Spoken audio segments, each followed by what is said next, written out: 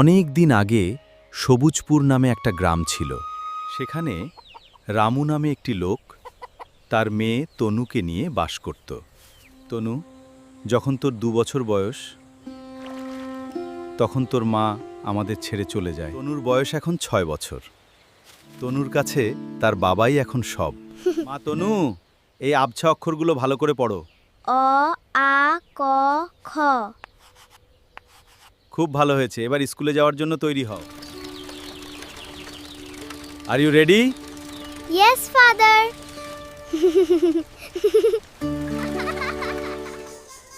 বাবা, স্কুল ছুটির পর আমাকে নিয়ে যেও। আচ্ছা মা, আমি থাকবো।